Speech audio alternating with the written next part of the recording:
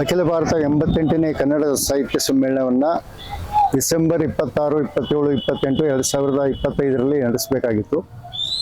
ಅದು ಸರ್ಕಾರ ನಮ್ಮ ಅಧ್ಯಕ್ಷರನ್ನು ಅಮಾನತು ಮಾಡಿ ವಿಚಾರಣೆಯನ್ನು ಮಾಡಿದ್ದರಿಂದ ಮತ್ತು ನಮ್ಮ ಸಾಹಿತ್ಯ ಪರಿಷತ್ತಿಗೆ ಆಡಳಿತಾಧಿಕಾರಿಯನ್ನು ನೇಮಕ ಮಾಡಿದ್ದರಿಂದ ಇದು ವಿಳಂಬ ಆಗ್ತಾ ಹೋಯಿತು. ಆಮೇಲೆ ಕೋರ್ಟಿನಲ್ಲಿ ಹೋಗಿ ವಿಚಾರಣೆ ನಡೆದು ಕೋರ್ಟ್ನಲ್ಲಿ ಇವತ್ತಿನವರೆಗೂ ಕೂಡ ಕೇಸ್ ನಡೀತಾ ಇರೋದರಿಂದ ಯಾವುದೇ ಒಂದು ಸ್ಪಷ್ಟವಾಗಿರ್ತಕ್ಕಂಥ ನಿರ್ಧಾರಕ್ಕೆ ಬರಲಿಕ್ಕೆ ಸಾಧ್ಯ ಆಗ್ತಾ ಇಲ್ಲ.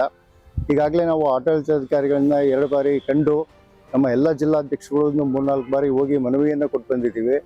ಸರ್ಕಾರ ಆಡಳಿತಾಧಿಕಾರಿಗಳನ್ನ ಇಟ್ಟಾಗಲಿಯೂ ಕೂಡ ಸಮ್ಮೇಳನವನ್ನು ನಡೆಸಬೇಕು ಅಂತಂದೇಳಿ ನಾವು ಒತ್ತಾಯವನ್ನು ಮಾಡಿದ್ವಿ. ಅದೇ ರೀತಿಯಾಗಿ ನಮ್ಮ ಬಳ್ಳಾರಿ ಜಿಲ್ಲೆಯ ಎಲ್ಲ ಜನಪ್ರತಿನಿಧಿಗಳು, ಸಂಘ ಸಂಸ್ಥೆಗಳು ಮತ್ತು ಶಿಕ್ಷಣ ಸಂಸ್ಥೆಗಳು ಕೂಡ ಸರ್ಕಾರವನ್ನು ಒತ್ತಾಯ ಮಾಡಿದ್ದೀವಿ.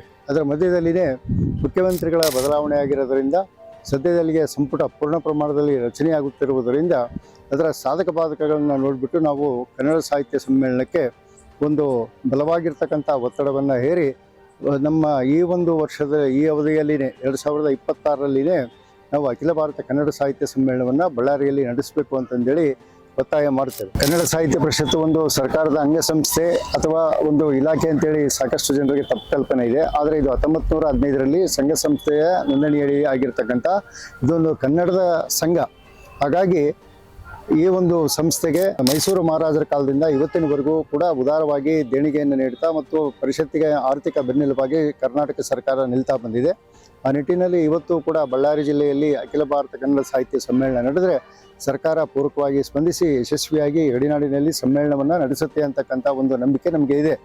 ಆದರೆ ಇವತ್ತು ಏನು ತಾತ್ಕಾಲಿಕವಾಗಿ ಮತ್ತು ತಾಂತ್ರಿಕವಾಗಿ ಏನು ಸಮಸ್ಯೆಗಳು ಉಂಟಾಗಿದ್ದಾವೆ ಆ ಸಮಸ್ಯೆಗಳು ಸದ್ಯದಲ್ಲಿನೇ ಅವೆಲ್ಲವೂ ಬಗೆಹರಿದು ಅಖಿಲ ಭಾರತ ಕನ್ನಡ ಸಾಹಿತ್ಯ ಸಮ್ಮೇಳನ ಅಖಂಡ ಬಳ್ಳಾರಿ ಜಿಲ್ಲೆಯ ಈ ಗಡಿನಾಡು ಬಳ್ಳಾರಿಯಲ್ಲಿ ಅದ್ದೂರಿಯಾಗಿ ನಡೆಯುತ್ತೆ ಅಂತಕ್ಕಂಥ ವಿಶ್ವಾಸವನ್ನು ನಾವು ಹೊಂದಿದ್ದೇವೆ. ಕನ್ನಡ ಸಾಹಿತ್ಯ ಪರಿಷತ್ತು ಅಂದ ತಕ್ಷಣ ಕನ್ನಡ ಸಂಸ್ಕೃತಿ ಇಲಾಖೆ ಎಲ್ರಿಗೂ ನೆನಪುತ್ತೆ. ಕನ್ನಡ ಸಂಸ್ಕೃತಿ ಇಲಾಖೆ ಮೂಲಕ ನಮಗೆ ಆರ್ಥಿಕ ನೆರವು ಸಿಗುತ್ತೆ ನಿಜ.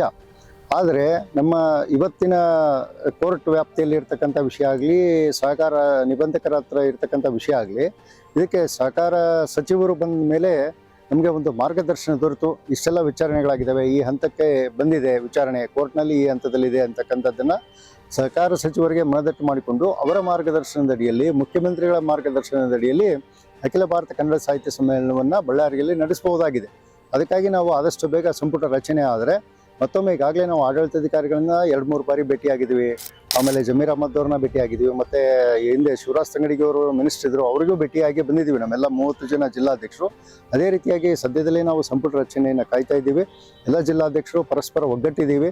ಎಲ್ಲರೂ ಕೂಡ ಹೋಗ್ಬಿಟ್ಟು ನಾವು ಮುಖ್ಯಮಂತ್ರಿಗಳಿಗೆ ಮತ್ತು ಸಹಕಾರ ಸಚಿವರಿಗೆ ಈ ಒಂದು ಸಮಸ್ಯೆಗಳನ್ನೆಲ್ಲ ಬಿಡಿಸಿ ಈ ಗಡಿಭಾಗದಲ್ಲಿ ಯಾಕೆ ಸಮ್ಮೇಳನ ನಡೆಯುವ ಅವಶ್ಯಕತೆ ಇದೆ ಅಂತಕ್ಕಂಥದ್ದನ್ನು ಮನದಟ್ಟು ಮಾಡಿ ಇರತಕ್ಕಂಥ ತಾಂತ್ರಿಕ ಸಮಸ್ಯೆಗಳನ್ನು ದೂರ ಮಾಡಿಕೊಂಡು ಅಖಿಲ ಭಾರತ 88ನೇ ಕನ್ನಡ ಸಾಹಿತ್ಯ ಸಮ್ಮೇಳನವನ್ನು ಯಶಸ್ವಿ ಮಾಡಲಿಕ್ಕೆ ನಾವು ಪ್ರಯತ್ನ ಮಾಡ್ತಾ ಇದ್ದೀವಿ. ಹಿಂದೆ ಜಮೀರ್ ಅಹಮದ್ ಅವರು ಬಳ್ಳಾರಿಯ ಸಂಗನಕಲ್ ರೋಡ್ನಲ್ಲಿ ಒಂದು, ಆಮೇಲೆ ನಮ್ಮ ಅಲ್ಲಿಪುರ ಮಠದ ಹತ್ರ ಕೂಡ ಜಾಗವನ್ನು ಗುರುತಿಸಿದ್ದಾರೆ. ಏರ್ಪೋರ್ಟ್ ಹತ್ರ ಅವನು ನೋಡಿ ಬಂದಿದ್ರು.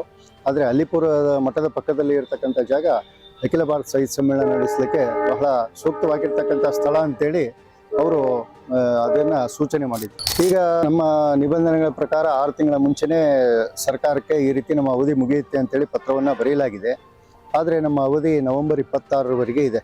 ಅದಾದ ನಂತರ ಚುನಾವಣೆ ನಂತರ ಹೊಸ ಬಾಡಿ ಬಂದ ನಂತರ 27, 28ರಲ್ಲಿ ಆಗ್ಬೋದು. ಅವಾಗ ಹಂಗೇನಾದರೂ ತಡ ಆದರೆ ಒಟ್ಟು ಗಡಿನಾಡಿನಲ್ಲಿ ಆದಾಗಿರ್ತಕ್ಕಂಥ ಬಳ್ಳಾರಿಯಲ್ಲಿ ಈಗಾಗಲೇ ಕಾರ್ಯಕಾರಿ ಸಮಿತಿ ತೀರ್ಮಾನ ಆಗಿರೋದರಿಂದ ಬಳ್ಳಾರಿಯಲ್ಲಿ ಖಂಡಿತವಾಗಿಯೂ ನಡೆಯುತ್ತೆ. ಅದನ್ನು ಯಾರೂ ಕೂಡ ತಪ್ಪಿಸ್ಲಿಕ್ಕೆ ಸಾಧ್ಯ ಇಲ್ಲ ಅಂತೇಳಿ ಹೇಳಲಿಕ್ಕೆ ಬಯಸ್ತೇನೆ.